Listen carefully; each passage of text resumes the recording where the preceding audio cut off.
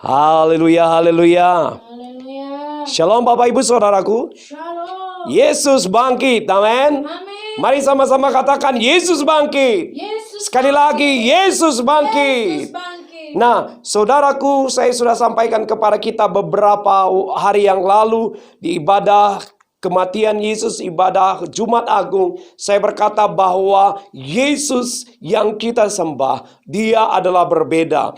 Dia tidak hanya mati, tetapi dia juga bangkit dari kematian. Sehingga saudara, hari ini kita bersuka cita karena kita tahu bahwa Yesus yang kita puji, Yesus yang kita sembah, dia sudah bangkit dari kematian. Sama-sama katakan amin. Amin. Sebab itu saudaraku, saya sangat bersuka cita malam hari ini kita dapat merayakan kebangkitan Kristus. Amin. Mari buka Alkitab dengan saya di dalam 1 Korintus pasal yang ke-15 mulai ayat 17 sampai ayatnya yang ke-20.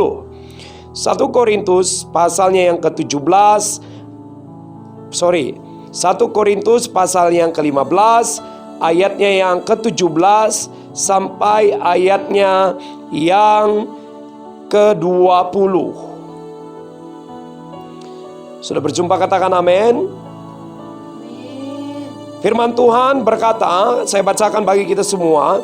Dan jika Kristus tidak dibangkitkan, maka sia-sialah kepercayaan kamu, dan kamu masih hidup di dalam dosamu.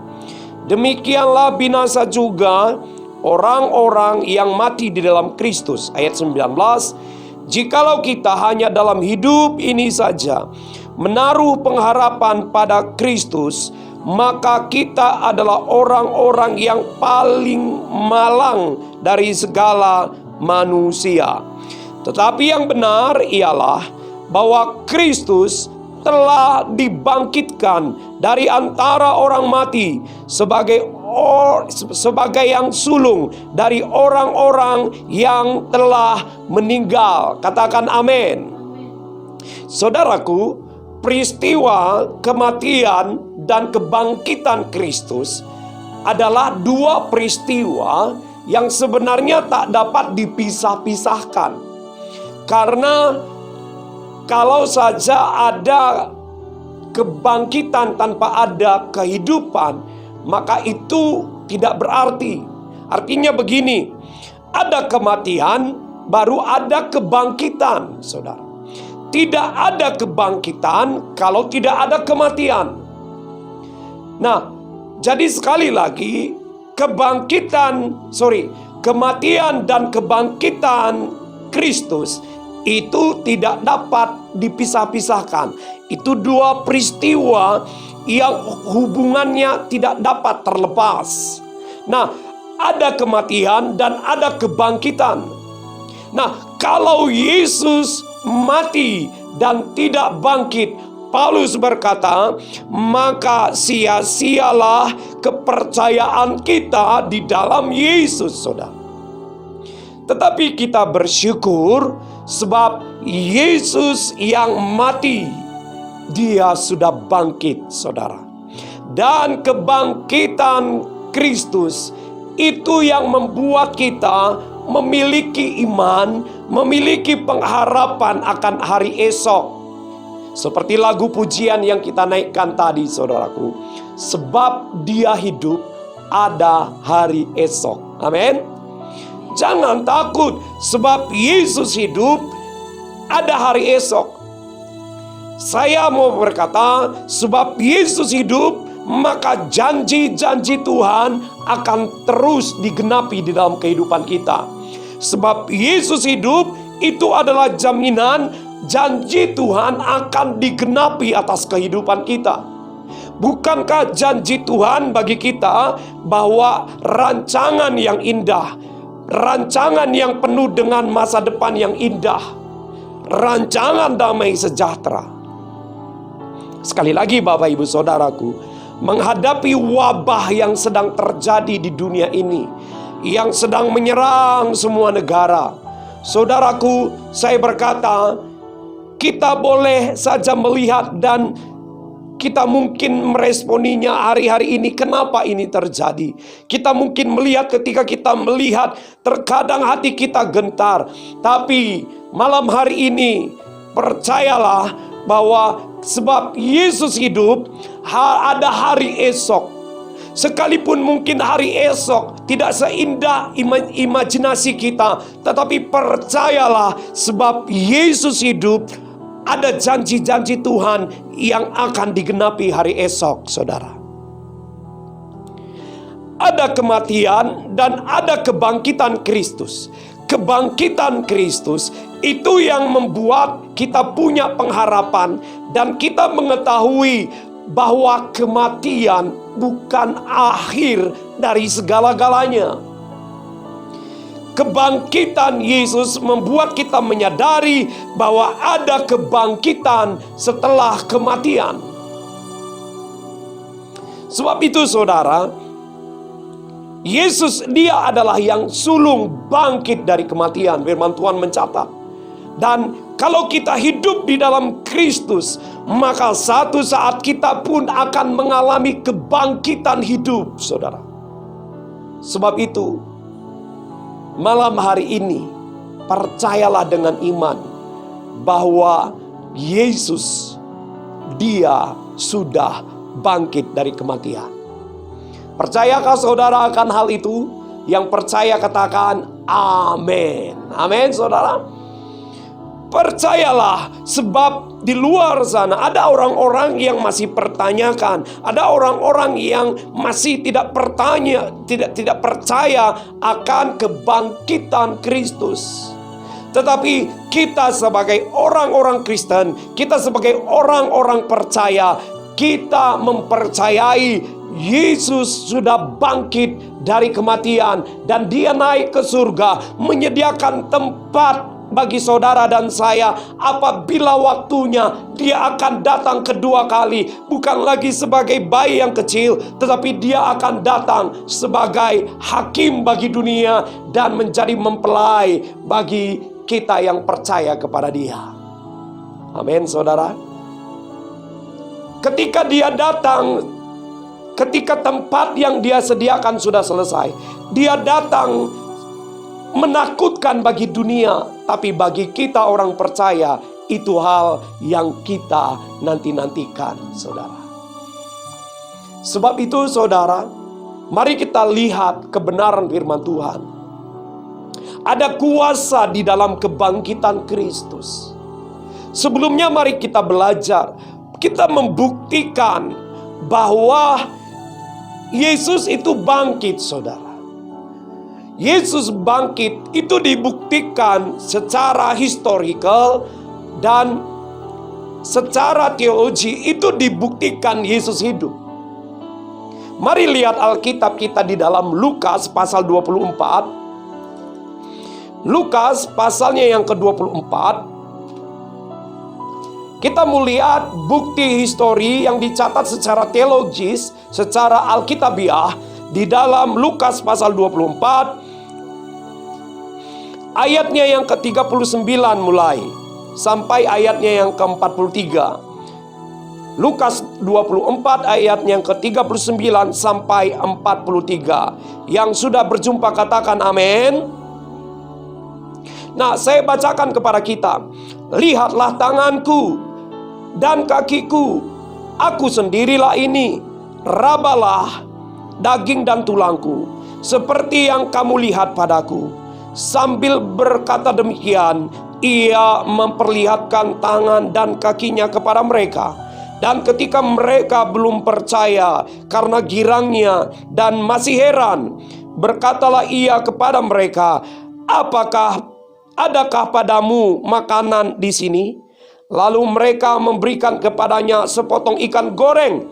Ia mengambilnya dan memakannya di depan mata mereka. Katakan amin.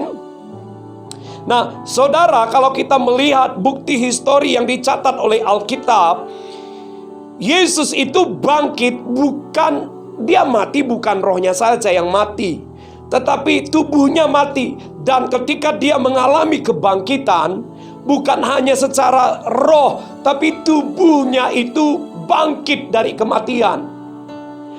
Ayat ini membuktikan kepada kita bahwa Yesus bangkit. Bukan hanya secara spiritual, bukan hanya rohnya yang bangkit, tetapi tubuhnya itu bangkit dari kematian, saudara. Dikatakan di dalam ayatnya yang ke-39, lihatlah tanganku dan kakiku, aku sendirilah ini, rabalah aku dan lihatlah.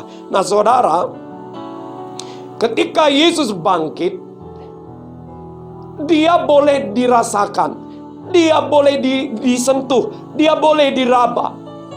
Dan ketika Yesus bangkit, membuktikan dia bukan bangkit secara roh saja, tetapi dia bangkit secara dagingnya, dia bangkit atau tubuhnya bangkit dari kematian. Ayatnya yang ke-43, perhatikan. Ia mengambil sepotong ikan, maksudnya, dan memakannya di depan mata mereka. Jadi saudara, tubuhnya ada, dia makan, saudara. Itu adalah bukti Yesus hidup. Mari lihat Yohanes pasalnya yang ke-20, ayatnya 25 sampai ayat 27. Yohanes pasalnya yang ke-20, ayatnya yang ke-25 sampai ayatnya yang ke-27. Firman Tuhan berkata begini. Maka kata murid-murid yang lain itu kepadanya, kami telah melihat Tuhan.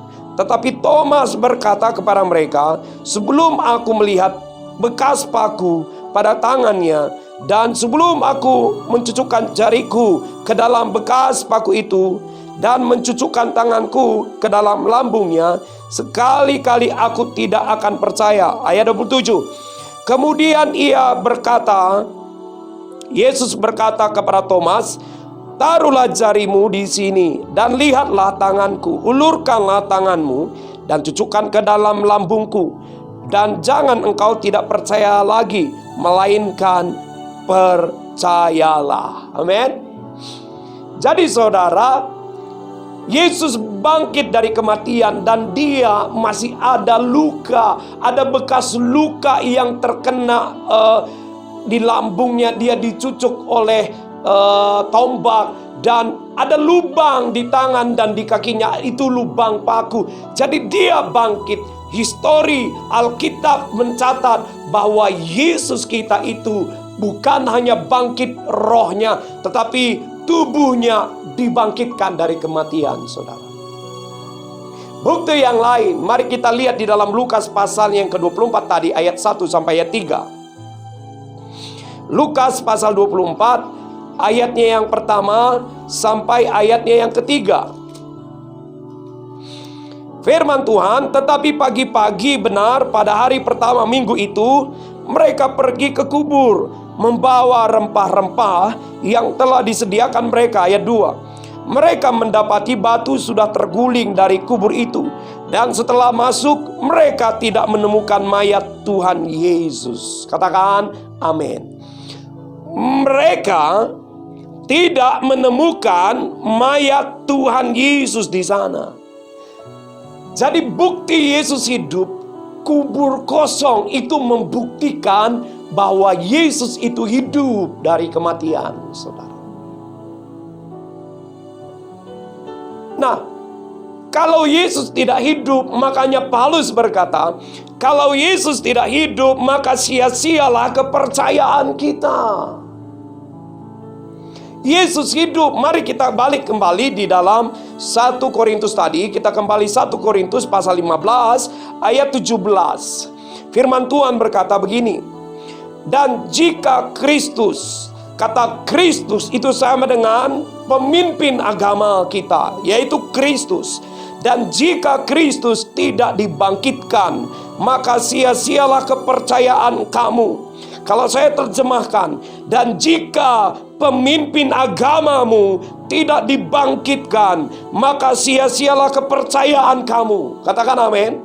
Sekali lagi, dan jika Kristus dan jika pemimpin agamamu tidak dibangkitkan, maka sia-sialah kepercayaanmu. Kamu masih hidup di dalam dosamu. Yesus hidup sehingga iman kita tidak sia-sia, kepercayaan kita tidak sia-sia. Di Good Friday atau di ibadah Jumat Agung, saya sudah berkata bahwa Yesus itu bangkit. Dia adalah pemimpin agama kita. Dan kita bersyukur, saudara. Alkitab kita mencatat itu, saudara. Semua agama memiliki pemimpin agama. Tidak tahu agama yang lain, saudara. Tetapi dengan jelas Alkitab mencatat pemimpin agama kita, yaitu Kristus. Dia bangkit dan hidup. Sehingga iman kita tidak sia-sia. Sehingga kita tidak tetap hidup di dalam dosa.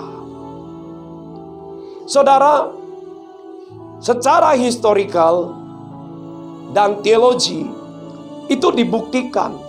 Dan itulah sebabnya Paulus bercerita ketika tulisan ini ditulis, di kota Korintus sedang ada perdebatan atau perbedaan pendapat antara orang-orang yang percaya di sana. Ada orang berkata tidak ada kebangkitan hidup, ada pengajaran yang datang dan itu membingungkan jemaat. Tidak ada kebangkitan hidup, sehingga Paulus menulis surat kepada jemaat yang ada di Korintus. Karena ada persoalan perbedaan pendapat, Paulus mulai mengajar lewat suratnya. Dan Paulus menulis bahwa ada kebangkitan setelah kematian. Dan Paulus ingin membuktikan bahwa kebangkitan Kristus itu mengubahkan orang-orang yang mengalaminya, saudara. Paulus adalah seorang penganiaya jemaat. Tetapi ketika dia menuju ke Damsyik, Tuhan berjumpa dengan dia, sehingga dia mengalami perubahan. Mari lihat di dalam Kisah Para Rasul. Kisah Para Rasul pasalnya yang ke-9,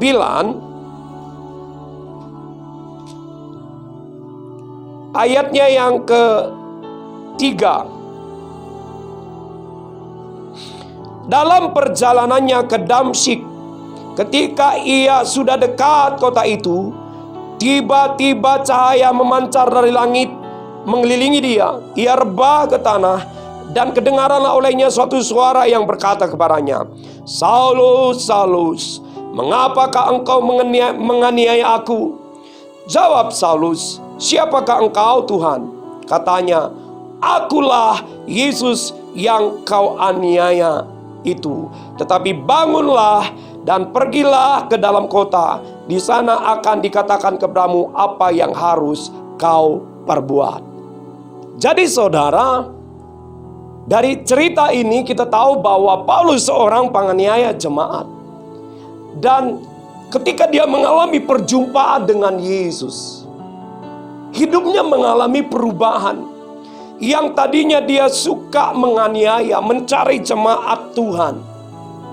Kalau kita lihat ayat 1, sementara itu berkobar-kobarlah hati Saulus untuk mengancam dan membunuh murid-murid Tuhan.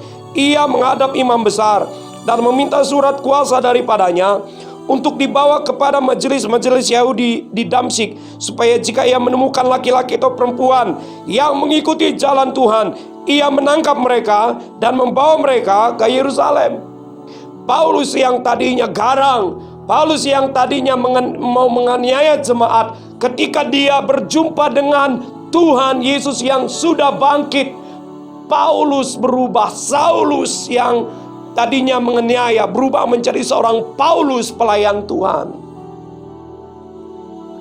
Nah, saudara, hari ini bukti kuasa kebangkitan ini yang kita perlu alami, saudara.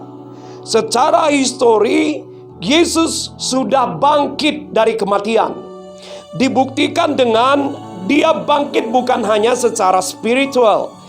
Dia memiliki tubuh. Tubuhnya boleh dilihat, tubuhnya boleh dirasakan, tubuhnya perlu makanan. Bahkan kubur yang kosong itu membuktikan bahwa Yesus hidup. Itulah bukti secara historical, secara teologi dibuktikan oleh Alkitab kita. Nah, saudara, Paulus mengatakan kepada jemaat yang ada di Korintus, lewat suratnya dia berkata bahwa ada kebangkitan. Di dalam ayatnya yang sebelumnya, mari coba kita kembali terlebih dahulu 1 Korintus tadi, pasalnya yang ke-15, ayatnya yang ke-6 dikatakan begini sampai ayatnya yang ayatnya yang ke-8 sampai ayatnya yang ke-9. Dan yang paling terakhir, paling akhir dari semuanya, ia menampakkan diri juga kepadaku, sama seperti kepada anak yang lahir sebelum waktunya. Karena aku adalah yang paling hina dari semua rasul, bahkan tidak layak disebut rasul, sebab aku telah menganiaya jemaat Allah. Jadi Paulus bercerita bahwa perjumpaannya dengan Yesus, Yesus menampakkan diri, Yesus yang bangkit berjumpa dengan Paulus, sehingga Paulus mengalami perubahan, saudara. Nah, bukti kuasa kebangkitan Kristus yang ini yang kita perlu alami di dalam kehidupan kita. Sebagai orang Kristen, semestinya kita memiliki bukti kebangkitan Kristus. Dengan adanya perubahan demi perubahan di dalam kehidupan kita. Saya pernah menyampaikan kepada kita bahwa kekristenan itu tidak hanya berbicara tentang ibadah. Kekristenan itu tidak hanya berbicara tentang doa, tapi kekristenan selayaknya kita mengalami perubahan hidup semakin serupa dengan Yesus, saudara. Yang setuju dengan saya boleh katakan amin. Saudara, sama seperti Paulus mengalami perjumpaan dengan Yesus, mari demikian juga alamilah perjumpaan secara pribadi dengan Yesus. Saya ingat di dalam kitab Injil, semua orang yang mengalami perjumpaan secara pribadi ketika Yesus masih hidup di dunia ini, dia belum disalib. Kitab Injil mencatat setiap orang yang mengalami perjumpaan dengan Yesus, mereka diubahkan. Yang buta berjumpa dengan Yesus, mereka diubahkan. Pendarahan, perempuan yang pendarahan 12 tahun mengalami perjumpaan dengan Yesus, dia diubahkan. Orang yang ada di Gadara kerasukan setan, Yesus naik ke Gadara, berjumpa dengan Yesus, dia diubahkan. Setiap orang di dalam Alkitab dicatat, semua orang yang mengalami perjumpaan dengan Yesus, mereka mengalami perubahan hidup. Nah, saudaraku, pesan kebenaran firman malam hari ini, lewat kita merayakan kebangkitan Kristus, mari kita memiliki bukti kebangkitan Kristus, dan itu dapat dilihat dari perubahan demi perubahan kehidupan kita. Sedikit demi sedikit kita mengalami perubahan, saudara. Kalau kita mengikut Kristus tidak mengalami perubahan, jangan-jangan sia-sialah iman kita. Jangan-jangan sia-sialah selama ini kita percaya. Tapi saya sangat mempercayai ini. Kebangkitan Kristus akan memberikan impact yang kuat bagi kita. Asal saja kita belajar bagaimana kita mengalami perjumpaan dengan Tuhan. Jadi saudara, poin kita pada perayaan poin kita pada perayaan kebangkitan Kristus malam ini, poin kita adalah mari alamilah perjumpaan dengan Yesus yang sudah bangkit. Alamilah perjumpaan dengan Yesus setiap hari lewat kebenaran firman Tuhan, saudara. Mari alami perjumpaan dengan Dia. Saya rindu kita baca Di dalam Kisah Para Rasul, pasalnya yang pertama, ayatnya yang keempat. Kepada mereka, ia menunjukkan dirinya setelah penderitaannya selesai, dan dengan banyak tanda ia membuktikan bahwa ia hidup. Sebab selama 40 hari ia berulang-ulang menampakkan diri dan berbicara kepada mereka tentang kerajaan Allah. Ayat 3 saja, sudah cukup. Nah, saudara, ketika Yesus bangkit dari kematian, selama 40 hari dia masih ada di muka bumi ini. Dan apa yang dia kerjakan? Dikatakan begini, sebab selama 40 hari ia berulang-ulang menampakkan diri dan berbicara kepada mereka tentang kerajaan Allah. Kalau kita berbicara tentang kerajaan Allah, maka kita tahu kerajaan Allah itu tidak berbicara tempat, tapi kerajaan Allah itu berbicara tentang yang memerintah di sana. Kalau Tuhan memerintah di suatu tempat, maka kerajaan Allah ada di sana. Dan kalau kita berbicara tentang siapa yang memimpin, maka kita tahu bahwa Yesus menjadi pemimpin di dalam kehidupan kita. Jadi saudara, kalau kita mengalami perjumpaan dengan Yesus setiap hari lewat kebenarannya, maka Yesus akan menjadi pemimpin atas kehidupan kita. Yesus akan menjadi pemimpin atas semua tindakan kita. Yesus akan menjadi pemimpin di dalam perasaan, pikiran, kehendak kita. Yesus menjadi pemimpin atas kehidupan kita secara keseluruhan. Sehingga dunia menuntut kita untuk hidup di dalam ketakutan, tapi pemimpin kita, yaitu firman Tuhan, berkata, jangan takut. Dunia mengajar kita agar kita khawatir, ekonomi kita sedang tergoncang. Dunia mengajar kita agar kita khawatir, tetapi pemimpin kita lewat firman Tuhan berkata, jangan khawatir. Jadi saudaraku, lewat kebangkitan Kristus, mari kita belajar satu hal. Alamilah perjumpaan dengan Yesus setiap hari lewat firman kebenarannya, saudara. Amin. Alami perjumpaan. Sekali lagi, orang-orang yang mengalami perjumpaan dengan Yesus, termasuk Paulus. Ketika Paulus mengalami perjumpaan secara pribadi dengan Yesus, Paulus mengalami perubahan hidup.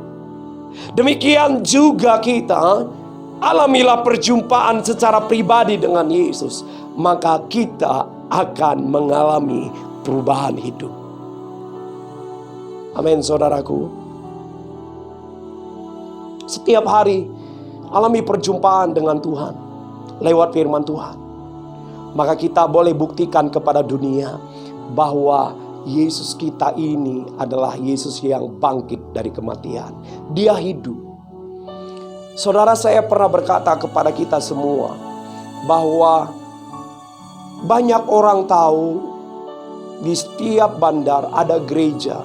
Orang limpas di depan gereja. Orang yang tidak percaya Tuhan pun tahu itu gereja karena ada cross di sana, ada salib di sana. Saudaraku, yang perlu kita pikirkan sekarang bukan bagaimana orang tahu kalau di sana ada gereja, bukan. Tapi kita perlu doakan bahwa di gereja itu orang harus tahu bahwa di gereja itu ada Tuhan, ada Yesus yang sudah dibangkitkan, yang setiap orang yang akan mengalami perjumpaan dengan Dia akan diselamatkan, akan diubahkan. Jadi saudara, mari kita mengalami perjumpaan dengan Tuhan, sehingga orang dapat merasakan lewat kehidupan kita. Orang sekeliling kita mulai merasakan bahwa Yesus itu hidup. Dan ada kuasa kebangkitan yang memiliki impact yang kuat di dalam kehidupan kita. Saudara, saya mau akhiri dengan sebuah ilustrasi atau kesaksian. Ada seorang ibu yang sedang berdoa kepada Tuhan membawa pergumulan, yaitu pergumulannya suaminya dia. Suaminya dia ini garang, sangat kasar, saudara. Sikit-sikit main tampar, sikit-sikit main pukul. Kerjanya sangat minum, mabuk, dan ia sangat tidak membangun, saudara. Sehingga ibu ini dia setia berdoa, dan dia sangat sungguh-sungguh berdoa. Dia datang kepada Tuhan, dia berdoa, bahkan seperti memaksakan Tuhan agar Tuhan mengubahkan suaminya. Dia berpuasa, saudara. Dia berpuasa, dia berdoa. Terkadang pendetanya dia dengar dari pendetanya, malam hari tumpang tangan suamimu. Dia tumpang tangan. Terkadang dia mau bukan hanya tumpang tangan, kalau boleh tumpang kaki, dia mau tumpang kaki, saudara. Dia sudah jerih lelahnya di dalam doa, dia berdoa, dia berpuasa, dia tumpang tangan. Bukan main, setiap hari dia kerjakan, saudara. Seperti yang saya katakan, seolah-olah dia mau paksa Tuhan agar Tuhan mengikuti kehendaknya dia. Tetapi suaminya tidak berubah-berubah. Sampai satu saat dia membaca sebuah firman di dalam 1 Petrus pasal yang ketiga ayat 1 sampai yang kedua. Apa bunyinya? Mari coba kita lihat. Kita baca 1 Petrus, kita akhiri di sini. 1 Petrus pasalnya yang ketiga, ayatnya yang pertama dan ayat yang kedua.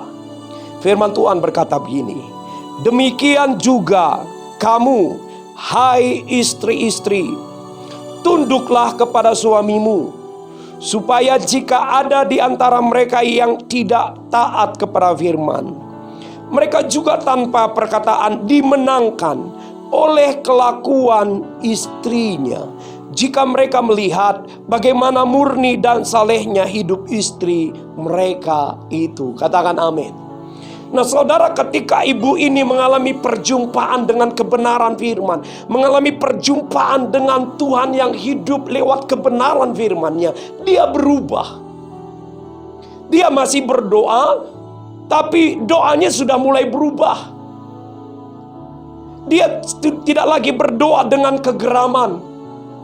Dia tidak lagi berdoa dengan pemaksaan, tapi dia mulai berdoa dengan kasih. Dan di dalamnya, karena dia mengalami perjumpaan dengan Tuhan, firman Tuhan tadi mencatat, demikian juga kamu istri-istri, tunduklah kepada suamimu, supaya jika ada di antara mereka yang tidak taat kepada firman, mereka juga tanpa perkataan dimenangkan oleh kelakuan istrinya. Jadi saudara, ibu ini mulai berubah. Dia mulai tunduk kepada suaminya. Dia mulai melayani suaminya dengan kasih. Karena dia sudah mengalami Kristus secara pribadi dalam hatinya. Sehingga diam-diam suaminya yang garang itu mulai melihat istrinya. Ada apa dengan dia? Kok ada perubahan dalam hidupnya?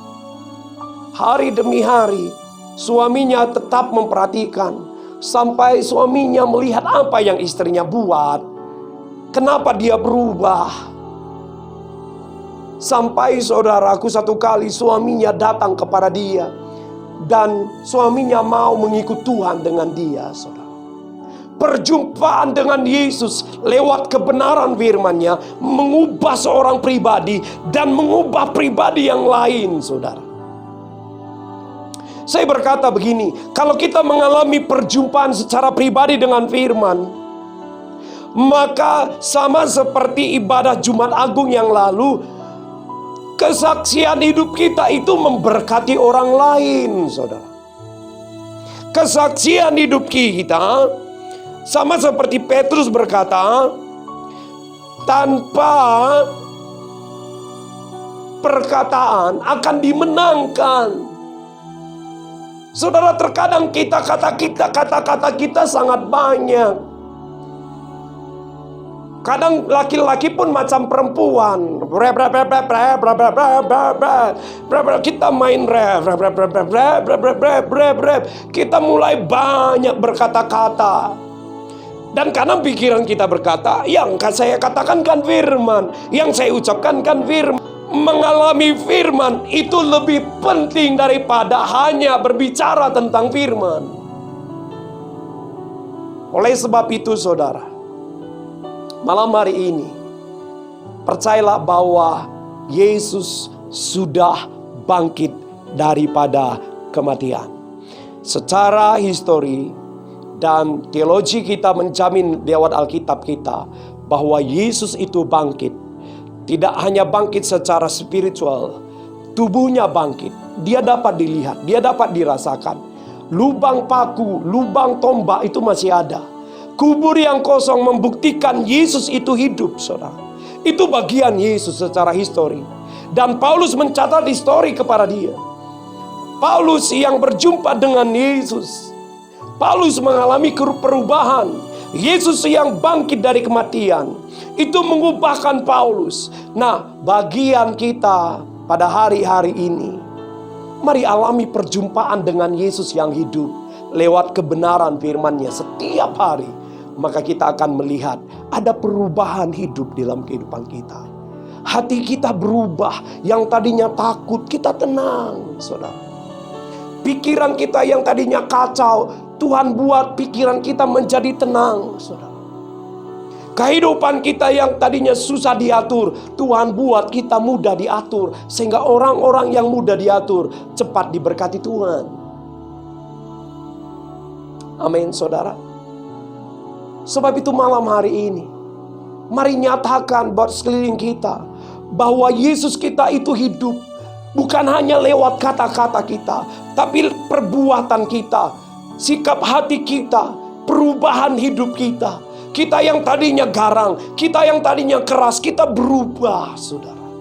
Kita tidak berkata, memang saya garang, saya memang aslinya begini. Saudara, perjumpaan dengan Yesus akan mengubahkan kehidupan kita. Sebab itu, malam hari ini, dimanapun Anda melihat firman Tuhan ini, ayo kita mengalami perjumpaan dengan Yesus setiap hari. Perjumpaan dengan Yesus yang bangkit dari kematian. Lewat firman-Nya, lewat doa kita, maka kita semakin diubahkan. Dan kita semakin diperbaharui. Ingat, kekristenan tidak hanya berbicara tentang ibadah. Kekristenan tidak hanya berbicara tentang doa. Tapi kekristenan mesti berubah semakin serupa dengan Kristus. Sebab itu adalah tujuan kekristenan yang sesungguhnya. Doa saya, kita semuanya, saudara dan saya, kita semua mengalami makna, impact kebangkitan Kristus hari-hari ini. Mari alami perjumpaan dengan Yesus yang hidup lewat firman-Nya setiap hari. Dan alami kuasa kebangkitan yang mengubahkan kita semuanya. Mari kita responi kebenaran firman Tuhan. Mari kita naikkan sebuah pujian kepada Tuhan. Ku telah mati dan tinggalkan cara hidupku yang lama. Semuanya sia-sia dan tak berarti lagi. Hidup ini ku letakkan pada mezbah-Mu ya Tuhan. Jadilah padaku seperti yang Kau ingini. Mari dengan sungguh-sungguh katakan, ku telah mati dan tinggalkan cara hidupku yang lama. Semuanya sia-sia dan tak berarti lagi. Hidup ini ku letakkan pada mezbah-Mu, ya Tuhan. jadilah padaku seperti yang kau ingini. Sekali lagi dengan sungguh-sungguh, oh, ku telah mati dan tinggalkan cara hidupku yang lama. Semuanya sia-sia dan tak berarti lagi. Hidup ini ku letakkan pada mezbamu ya Tuhan. Oh, jadilah padaku seperti yang kau ingini. Jadilah padaku, jadilah padaku, jadilah padaku, jadilah pada, sekali lagi, jadilah padaku, jadilah padaku seperti yang kau ingini. Terima kasih Yesus, kami bersyukur. Haleluya, haleluya. Yesus bangkit, Yesus hidup, Yesus berkuasa, Yesus,